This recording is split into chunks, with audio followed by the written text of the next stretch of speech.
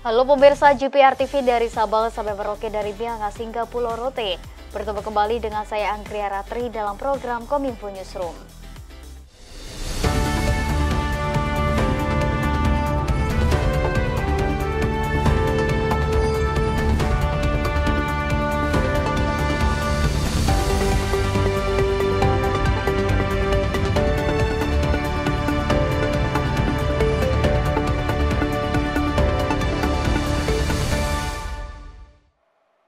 Kita ke informasi yang pertama pemirsa, pemerintah merilis terbatas 3 layanan yang dikembangkan INA Digital.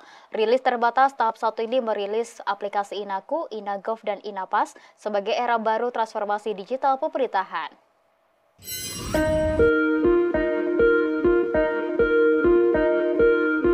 Pemerintah terus mempercepat integrasi dan keterpaduan layanan digital untuk meningkatkan efisiensi pelayanan publik. Dalam kepemimpinan Presiden Jokowi, pemerintah telah mengambil arah kebijakan untuk mengintegrasikan dan mempercepat layanan bagi masyarakat melalui INA Digital. Hingga bulan September ini, pemerintah tengah merilis terbatas 3 produk yang dikembangkan INA Digital, yaitu aplikasi INAku, INAGov, dan INAPAS sebagai era baru transformasi digital pemerintahan. Menteri Pan-RB Abdullah Azwar Anas menyampaikan, aplikasi ini akan menyatukan semua fitur yang sebelumnya tersebar di berbagai aplikasi seperti cek profil ASN, cek sasaran kinerja, pembelajaran mandiri yang semula ini ada dalam aplikasi BKN dan LAN, kini telah terintegrasi dalam satu aplikasi INA Digital. Yang kedua, yang pertama INAGov itu layanan pemerintah nanti termasuk Sakti segala akan jadi satu di tempat itu.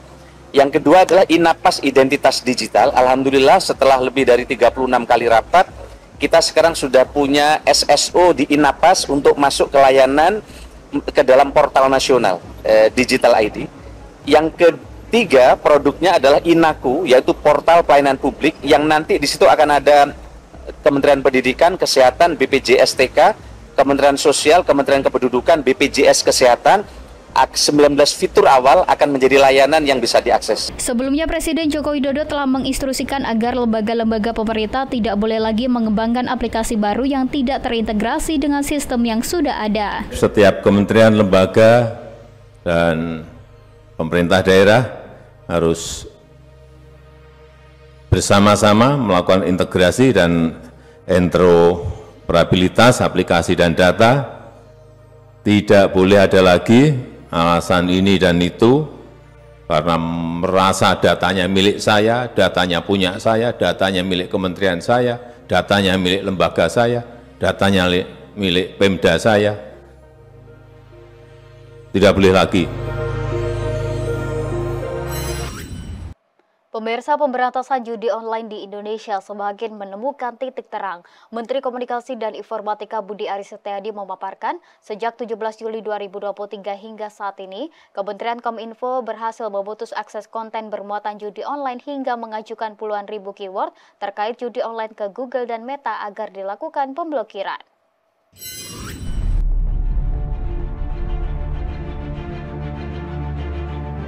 Pemberantasan judi online di Indonesia semakin menemukan titik terang. Kementerian Komunikasi dan Informatika yang menjadi salah satu bagian dari Satgas Pemberantasan Judi menyebutkan ada hasil positif yang sudah dituai dari sejumlah tindakan yang sudah dilakukan. Menteri Komunikasi dan Informatika Budi Aris Setiadi memaparkan, Kementerian Kominfo telah melakukan aksi nyata dalam pemberantasan judi online sejak 17 Juli 2023 hingga saat ini. Di antaranya pemutusan akses konten bermuatan judi online sebanyak 3.277.834, penanganan sebanyak 25.500 sisipan halaman judi pada situs lembaga pendidikan, 26.569 sisipan halaman judi pada lembaga pemerintahan. Selain itu, Kominfo juga melakukan pengajuan terhadap 573 akun e-wallet terkait judol ke Bank Indonesia, permohonan pemblokiran 7.499 rekening bank terkait judi online ke Otoritas Jasa Keuangan, hingga mengajukan puluhan ribu keyword terkait judi online ke Google dan Meta agar dilakukan pemblokiran. Tidak hanya itu, Kementerian Kominfo juga telah melakukan sejumlah upaya terobosan seperti memberikan peringatan dan perintah ke beberapa platform untuk pengendalian domain name system, pemutusan seluruh IP address yang masuk ke dalam blacklist, penguatan kebijakan NAP dari Kamboja dan Filipina, pembatasan transfer pulsa maksimal 1 juta per hari kecuali agen pulsa, serta pengiriman surat kepada 11.693 penyelenggara sistem elektronik. Kami yakin bahwa terobosan yang selama dilakukan oleh Kominfo bersama dengan Kementerian lembaga lain maupun ekosistem pasti akan membuahkan hasil.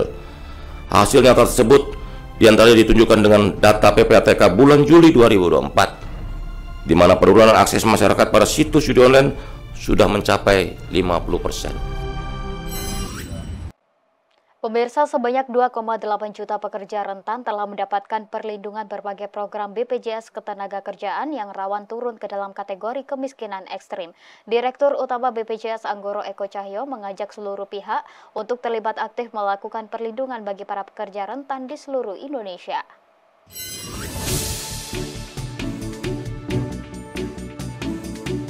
Direktur Utama Badan Penyelenggara Jaminan Sosial BPJS Ketenagakerjaan Anggoro Eko Cahyo mengungkapkan, per Agustus 2024 sebanyak 39,2 juta pekerja menjadi peserta program perlindungan jaminan sosial ketenagakerjaan. Dari jumlah itu 2,8 juta diantaranya merupakan pekerja rentan atau mereka yang bekerja di sektor informal yang kondisinya kerjanya jauh dari nilai standar, memiliki risiko tinggi dan berpenghasilan minim. Saat ini 39,2 juta pekerja telah terlindungi.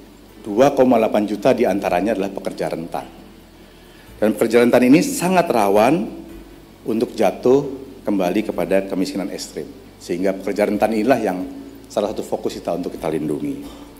Oleh karena itu, saya mengajak kita semua dari pemerintah pusat, provinsi, kabupaten kota hingga desa, serta para pelaku usaha, serta masyarakat untuk bersama-sama kita mengupayakan perlindungan bagi para pekerja rentan.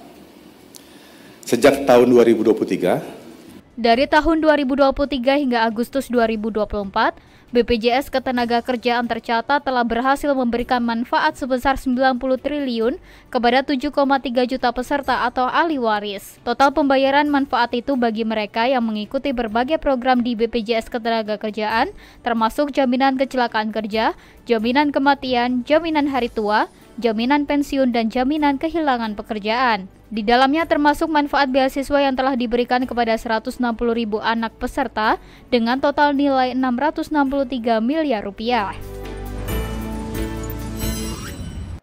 Pemirsa, sejumlah informasi akan kami hadirkan usai jeda pariwara berikut ini, tetaplah bersama kami.